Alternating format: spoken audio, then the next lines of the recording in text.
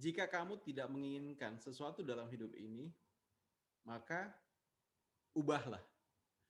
Karena kamu bukanlah sebongkah kayu. Itu adalah quote yang selalu saya ingat yang kemudian memotivasi diri saya untuk benar juga ya menyetujui kalimat itu bahwa manusia adalah makhluk hebat, makhluk luar biasa yang diberikan akal oleh Tuhan Yang Maha Esa itu, oleh Allah Subhanahu wa taala. Dan dengan akal yang kita punya, kita bisa mewujudkan apapun yang kita inginkan. Kita bisa mengubah apapun di sekitar yang kita tidak suka. Mengubahnya dari tidak baik menjadi baik, dari tidak ada bisa menjadi sebuah ada. Dan kalimat itu kemudian membawa saya untuk terus mencari dan menemukan. Kalau saya ingin menjadikan diri saya lebih sukses, lebih berhasil, maka apa yang harus saya lakukan? Pertanyaan itu membawa saya pada satu rasa penasaran untuk menggali kira-kira apa sih yang membuat orang bisa sukses, apa sih yang membuat orang bisa berhasil, hingga akhirnya kemudian saya terbantukan oleh satu buku yang luar biasa, buku yang sangat menarik, sangat-sangat fenomenal buat saya karena di dalam buku ini diramu semua hal yang kita butuhkan kalau kita mencapai sukses. Kalau kita menginginkan diri kita menjadi orang yang berhasil. Di bidang apapun, di bidang apapun. Nah, buku itu apa? Buku itu berjudul The Success Principle. Karya dari Jack Canfield. Nah, Jack Canfield ini adalah orang yang luar biasa. Dia penulis series The Chicken Soup ya, yang sudah banyak serinya, sudah diterjemahkan di ratusan negara, kemudian sudah ratusan seri juga tentang Chicken Soup ini, dan ini menurut saya adalah salah satu buku yang menjadi masterpiece dari Jack Canfield. The Success Principle, cara beranjak dari posisi Anda sekarang ke posisi yang Anda inginkan. Nah, buku ini lumayan tebal ya. Ada 651 halaman. Tapi walaupun tebal, betul-betul daging semua karena ada banyak materi, ada banyak hal menarik yang kemudian bisa kita dapatkan dan mengubah cara kita berpikir sehingga bisa menjadi modal kita untuk mencapai sukses yang kita inginkan. Nah, di bagian awal ada quote menarik dari Brian Tracy. Kutipannya seperti ini. Kehidupan seperti balok kombinasi. Tugasmu menemukan angka-angka yang tepat dalam susunan yang tepat sehingga kamu bisa memperoleh apapun yang kamu inginkan. Kemudian ada tambahan lagi dari Thomas Alva Edison. Jika kita melakukan semua yang mampu kita lakukan, kita benar-benar akan mencengangkan diri kita. Nah, ini quote yang luar biasa itu. Oke, ada apa saja di dalam buku The Success Principle? Oke, kita akan lihat karena ini ada 600-an halaman, tidak akan saya bacakan, saya akan kupas semuanya. Tapi paling tidak saya akan ambil beberapa yang menarik buat saya yang telah banyak membantu saya. Ini terdiri dari buku ini terdiri dari 6 bagian besar. Yang pertama itu adalah dasar-dasar kesuksesan. Kemudian yang kedua itu bagaimana kita mengubah diri agar bisa sukses. Yang ketiga bagaimana membangun tim sukses Anda, karena kembali lagi sukses tidak bisa dicapai sendiri, sukses membutuhkan orang lain. Sukses besar diraih, digapai bersama orang banyak. Kalau kita mau sukses kita besar, maka kita harus membangun tim yang besar, berinteraksi dengan orang banyak. Kemudian yang keempat, menciptakan hubungan yang sukses. Kemudian yang kelima, kesuksesan dan keuangan. Dan yang keenam, yaitu kesuksesan dimulai dari sekarang. Oke, kita akan bahas yang menarik sebenarnya bagi saya di buku ini adalah dasar-dasar sukses. Karena itu yang menjadi pondasi ya. Kalau kita mau sukses ya kita harus tahu dasar-dasarnya. Dari dasar-dasar inilah yang kemudian kalau kita adopsi, kita kembangkan yang akan menjadi pondasi kuat bagaimana kita mengembangkan diri kita agar kemudian bisa menjadi pribadi yang sukses. Di dasar-dasar kesuksesan, prinsip pertama yang diajarkan seperti ini. Bertanggung jawablah 100% atas kehidupan Anda. Jim Rohn, filsuf bisnis nomor 1 di Amerika, menyebutkan kamu harus bertanggung jawab atas kehidupanmu. Kamu tidak bisa mengubah keadaan, musim, atau angin, tapi kamu bisa mengubah diri sendiri. Artinya apa? Kalau kita ingin bagaimana mengubah diri kita dari gagal menjadi berhasil, dari bukan siapa-siapa kemudian bisa menjadi orang yang punya makna, maka kitalah yang harus mewujudkan itu. Artinya apa? Kita yang harus bertanggung jawab untuk bisa mewujudkan hal itu. Jika Anda ingin berhasil, Anda harus bertanggung jawab 100% atas semua yang Anda alami dalam kehidupan Anda. Orang-orang yang sukses adalah orang-orang yang sadar sepenuhnya. Hasil apa yang mereka peroleh adalah buah dari usaha apa yang telah mereka berikan. Kalau hasilnya sesuai dengan yang mereka harapkan, berarti usaha mereka sudah tepat. Tapi kalau kalau hasil yang mereka peroleh itu belum sesuai, tidak seperti yang diharapkan, maka mereka tidak pernah menyalahkan sekitar, tidak pernah menyalahkan orang lain, tidak pernah menyalahkan pemerintah, tidak pernah menyalahkan keadaan. Yang mereka lakukan adalah mereka melakukan evaluasi dalam strategi yang mereka gunakan. Karena hasil yang tidak tepat bisa jadi disebabkan oleh strategi yang kurang tepat. Nah, bayangkan kalau itu kemudian ada di dalam diri kita, cara berpikir seperti itu. Kita akhirnya akan menjadi orang yang punya kendali utuh. Oke, kalau saya belum berhasil, apa yang harus saya lakukan? Saya harus mundur, kemudian ubah strategi dan maju lagi. Bukan mengeluh, bukan menyalahkan orang lain, atau kemudian terjebak di dalam kegundahan yang lama dan do nothing. Nah, bertanggung jawab 100% berarti kamu mengakui bahwa kamu menciptakan semua yang terjadi pada diri kamu gitu. Ketika kita bahagia, kitalah yang membuat diri kita bahagia. Kalau kemudian kita merasa sedih, maka sesungguhnya bukan orang lain yang membuat kita sedih. Bukan keadaan yang membuat kita sedih. Bukan situasi yang membuat kita sedih. Tapi orang yang bertanggung jawab 100% mengatakan bahwa kalau saya sedih, sayalah yang sedang memilih untuk merasa sedih. Jika kamu ingin benar-benar sukses, kamu akan harus berhenti menyalahkan orang lain. Berhenti mengeluh, serta mengambil tanggung jawab penuh atas kehidupanmu. Jika kamu menyadari bahwa kamu telah menciptakan kondisimu sekarang, kamu bisa membongkar dan menciptakan kembali sesukamu. Kamu bisa membongkar dan mengubahnya sesukamu. Nah, tadi gitu. Kalau kita kemudian menempatkan, oke, apapun yang saya rasakan sekarang, yang saya peroleh sekarang adalah hasil dari apa yang saya lakukan, kita punya kendali berarti terhadap apa yang kita peroleh dan kita lakukan. Sehingga karena kendalinya masih ada di dalam diri kita, kita akhirnya akan bisa dengan mudah untuk mengotak-atik gitu. Dibandingkan kemudian kita merasa bahwa kita tidak punya kendali. Nah, ini ada rumusan bagus ya yang dituliskan di dalam buku ini. Prinsipnya seperti ini.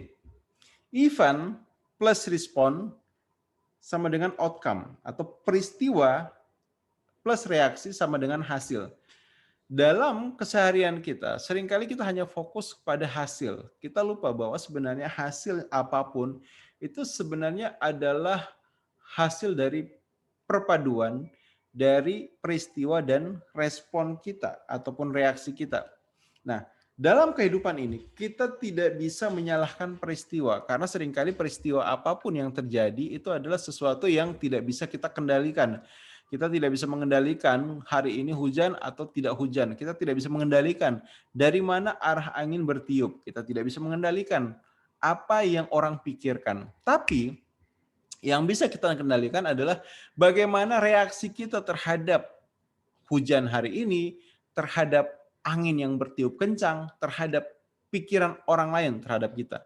Karena reaksi inilah yang kemudian menjadi kendali kita untuk bagaimana senantiasa memutuskan bahwa kitalah yang bertanggung jawab terhadap kehidupan kita. Jika Anda tidak menyukai hasil Anda, ubahlah reaksi Anda.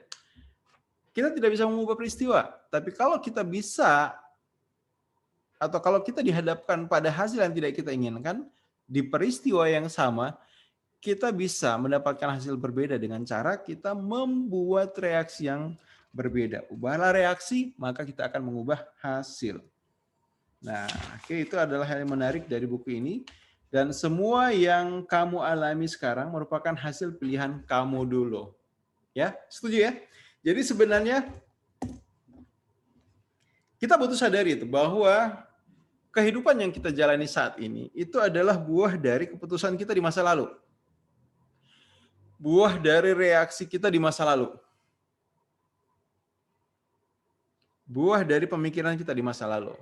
So, dengan demikian, kalau kita ingin ada hasil berbeda di masa depan, ada sukses besar di masa yang akan datang, maka kuncinya adalah reaksi apa yang akan kita ambil hari ini. Keputusan apa yang akan kita buat hari ini. Bagaimana cara kita berpikir hari ini. Kamu hanya akan bisa mengendalikan 3 hal dalam kehidupan.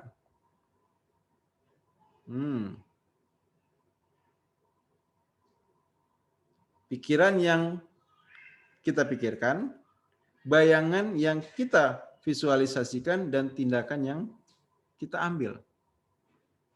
Dan cara kita menggunakan ketiga hal itu menentukan semua yang kita alami. Ketika berhadapan dengan sebuah peristiwa, misalnya kamu ditolak, maka apa yang kamu pikirkan dengan penolakan itu? Apa yang kamu bayangkan dengan peristiwa penolakan itu?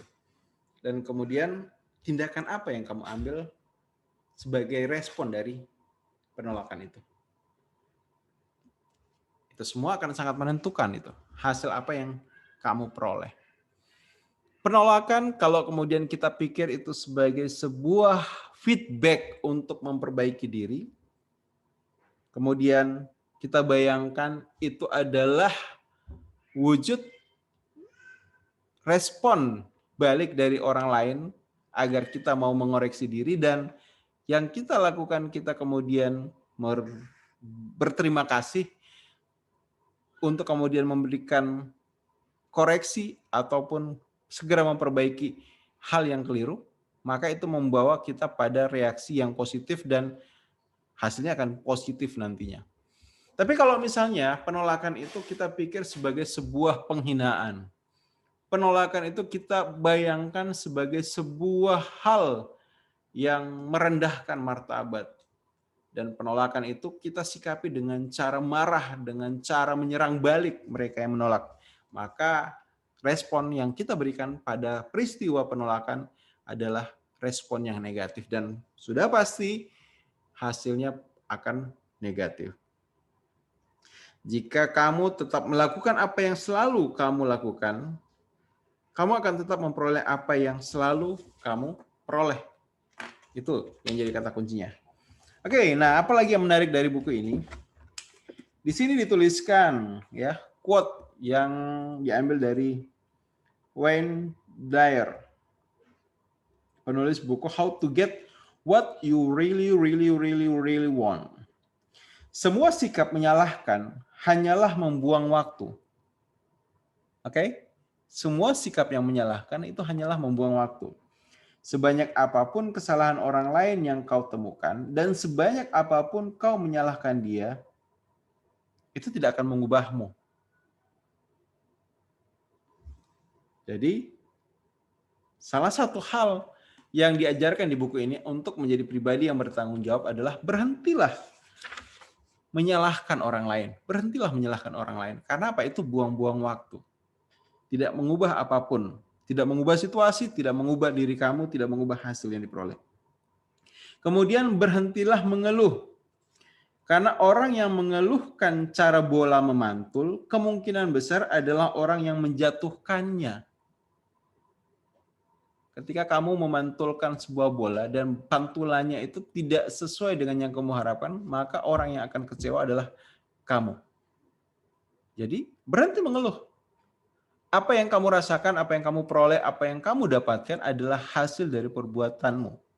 Hasil dari reaksi yang kamu ambil. Sehingga mengeluh tidak akan membawa manfaat, mengeluh tidak akan memberikan kebaikan. Untuk bisa mengeluhkan sesuatu atau seseorang, kamu harus yakin bahwa di luar sana ada hal yang lebih baik. Nah, Kalau tidak ada yang lebih baik, ya buat apa dikeluhkan? Dan kemudian orang hanya akan mengeluhkan hal-hal yang bisa mereka perbaiki. Kita tidak mengeluhkan hal-hal yang di luar kekuasaan kita. Ini yang menarik, ini yang menarik. Ini yang saya suka.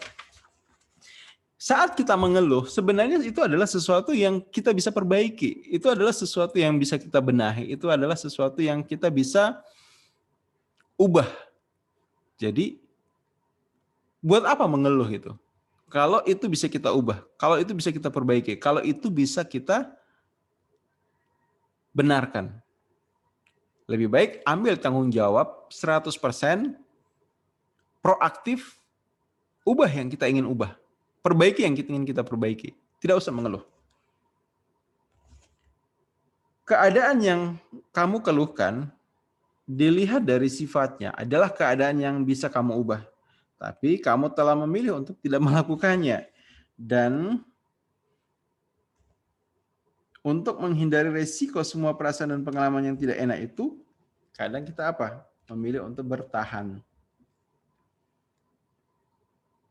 Nah, ini ada kalimat bagus lainnya. Menerima kenyataan bahwa kamu memilih untuk tetap berada di tempat sekarang, bertanggung jawab atas pilihan sekarang, dan berhenti mengeluh atau mengambil resiko untuk menciptakan kehidupan yang Anda inginkan adalah hal yang diperlukan. Jika kamu ingin beranjak dari posisi sekarang ke posisi yang diinginkan, tentu saja yang dibutuhkan adalah keberanian mengambil resiko itu. Nah, apalagi yang menarik ini ada dua pilihan bagi Anda. Ciptakan atau biarkan semua yang Anda alami. Pilih mana nih? Ketika ada hal yang bisa kita alami, pilihannya adalah ciptakan atau biarkan. Kalau kita biarkan, maka kita sekedar bereaksi terhadap apa yang ada di sekitar. Tapi kalau kita ciptakan, kita bersikap proaktif, memilih apa yang akan kita alami. Oke, nah sederhana tak selalu berarti mudah dan sebagainya. Nah, oke, di bagian kedua, prinsip yang kedua, ketahui alasan keberadaan Anda. Belajarlah berkomunikasi dengan keheningan dalam dirimu dan ketahuilah bahwa semua dalam kehidupan punya tujuan. Nah, jadi di bagian yang kedua ini, prinsip sukses yang kedua ini, kita diajarkan tentang bahwa dalam hidup ini kita butuh tahu apa alasan kita hidup sehingga kita bisa menemukan tujuan hidup kita apa. Kita bisa putuskan apa yang kita inginkan dan kemudian ketika kita sudah putuskan apa yang kita inginkan, kita bangun keyakinan bahwa kita bisa mewujudkan itu. Yakin hal apapun yang kita inginkan itu mudah diwujudkan, apalagi kalau sudah ada bukti bahwa ada orang lain yang pernah mewujudkan hal itu. Keyakinan akan sangat menentukan seberapa besar komitmen. Kalau kita yakin, kita akan berkomitmen. Tapi kalau kita tidak yakin, susah untuk membuat diri kita berkomitmen.